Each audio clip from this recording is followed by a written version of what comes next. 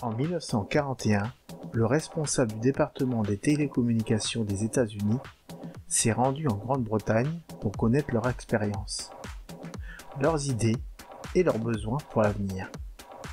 Parmi les discussions, il y avait la possibilité de concevoir un véhicule de combat bien armé et blindé, plus puissant que le char d'infanterie britannique Churchill, alors en production.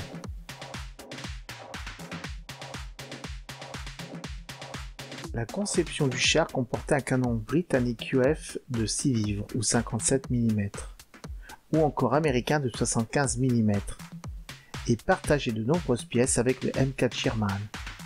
Il avait la même épaisseur de blindage, mais très inclinée.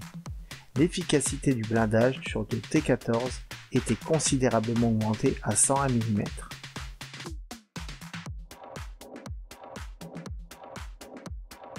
Les Britanniques en avaient initialement commandé 8500 en 1942, à la suite de quoi les travaux de conception ont commencé. Les essais du modèle pilote achevé en 1944 ont montré que le véhicule était trop lourd pour une utilisation pratique. À ce moment-là, l'armée britannique était satisfaite du Churchill et de ses conceptions de chars de croisière, et la production du T-14 fut alors arrêtée. En tout, 2 seulement ont été construits, l'un testé aux États-Unis et l'autre envoyé en Grande-Bretagne.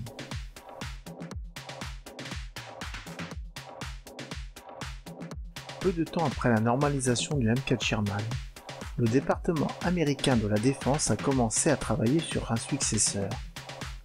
Ils travaillèrent déjà sur la conception des chars d'infanterie blindés lourds pour les Britanniques, utilisant des pièces M4. Le nouveau projet a été lancé en 1942. Il était à l'origine désigné M4X. En commençant par le T-20, le département des produits de combat a initialement développé 3 séries de prototypes améliorés de chars moyens, les T-20, T-22 et T-23. Les principales différences entre les T-20, T-22 et T-23 résident dans le choix de la transmission. Le T-20 utilisait un convertisseur de couple, le T-22 un mécanisme d'entraînement à 5 vitesses similaire au moteur M4 et le T-23 un moteur électrique. Tous ont déplacé la transmission à l'arrière du véhicule, éliminant ainsi la nécessité d'un arbre de transmission sur toute la longueur du véhicule. Car un arbre de transmission utilisé dans le véhicule M3 M4 aurait demandé la modification pour la tourelle, placée plus haut, augmentant ainsi la hauteur du véhicule. Au sein de chaque série de prototypes différents, la configuration des suspensions et de l'armement ont été testées. Par exemple, le T-20 avait une version de suspension à volute horizontale utilisée ultérieurement sur le M4A3 Sherman, tandis que le T-20 E3 avait une barre de torsion.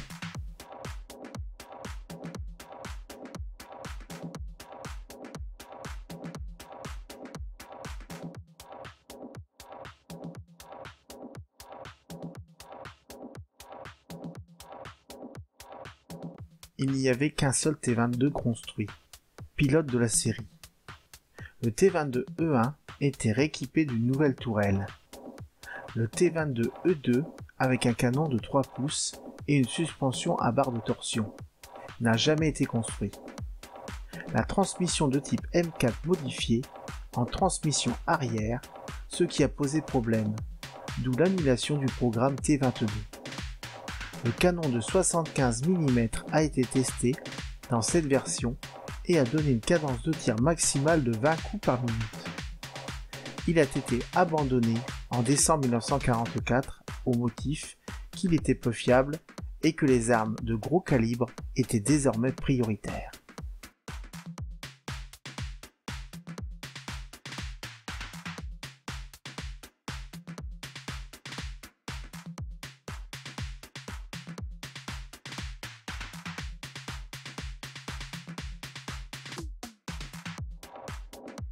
Comme le T-20 et T-22, les T-23 avaient un canon automatique de 75 mm, car le canon de 3 pouces initialement prévu n'a jamais été construit.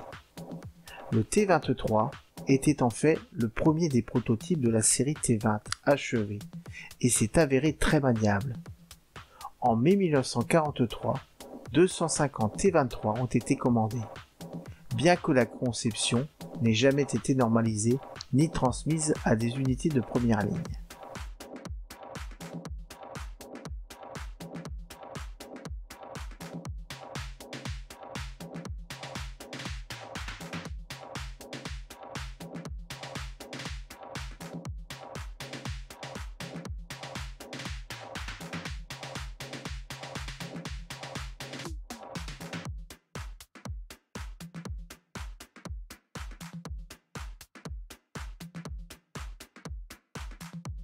Les modèles de production comportaient la tourelle T80 qui sera par la suite utilisée sous une forme modifiée sur les variantes M4 réaménagées.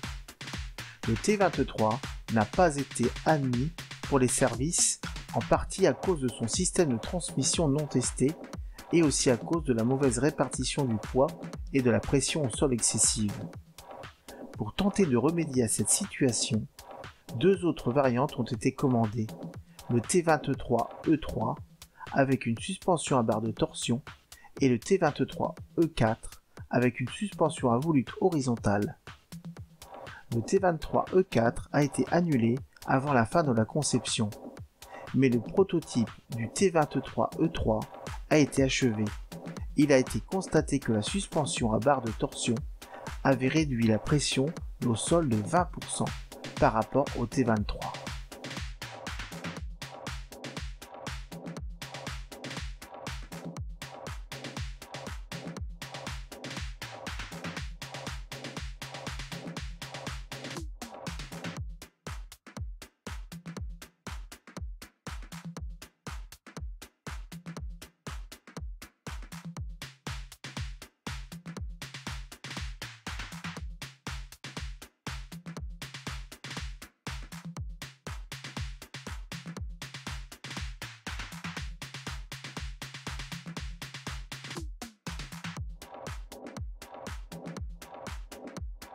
Comme de coutume à cette époque, l'armée américaine envisageait deux rôles principaux pour ses chars: soutien d'infanterie et engin de percée.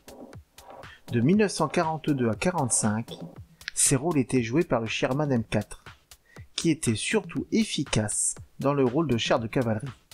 L'infanterie demandait un char mieux armé et blindé aux dépens d'une perte de mobilité.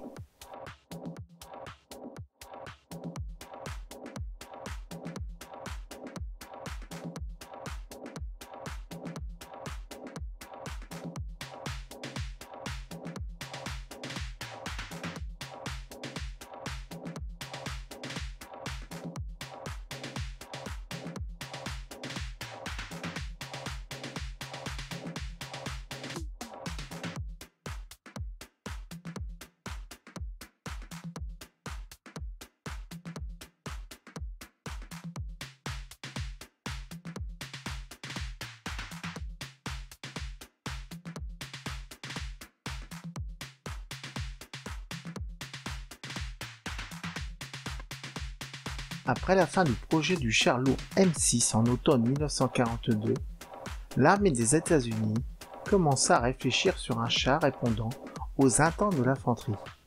Pendant les 2 années suivantes, plusieurs prototypes furent réalisés et dénommés T20, T22, T23, T25 et enfin T26. Tous armés, blindés et motorisés différemment. À cette époque, les M4 remportaient un grand succès sur le front contre les forces ennemies. Le projet de ces chars ne fut pas jugé urgent. Même après l'apparition du Tigre 1 et des Panthères, le projet ne fut pas accéléré en raison du faible nombre opérationnel de ces chars.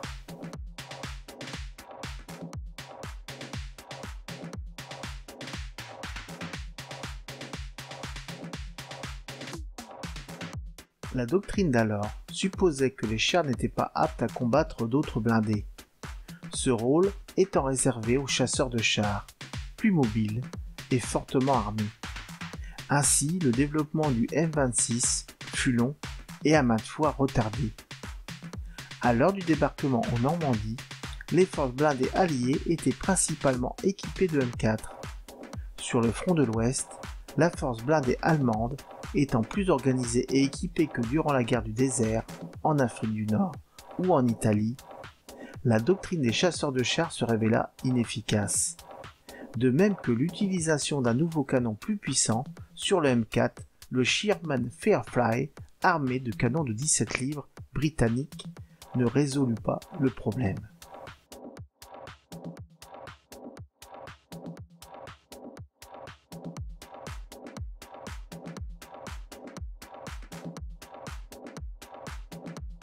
Les M4 n'avaient que peu de chances de survie au combat face aux Panthères, leur salut venant de l'appui aérien ou de leur emploi en très grand nombre.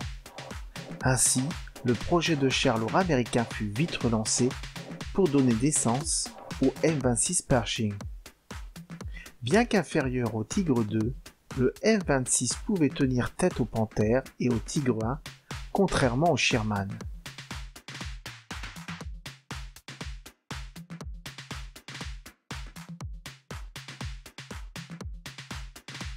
En 1946, avec les nouvelles doctrines de l'armée US, les M26 furent déclassés en chars moyens, équipés des moteurs des Sherman M4A3, mais avec 10 tonnes de plus à déplacer. Le M26 était donc moins maniable, ce qui les handicapait dans les fonctions de chars moyens. Aussi, la version M26E2, équipée d'un nouveau moteur, fut lancée. Celle-ci fut désignée char M6 Patton, lançant ainsi la série des chars Patton. Le M47 était un M46 avec une nouvelle tourelle, alors que le M48 et M60 furent entièrement redessinés.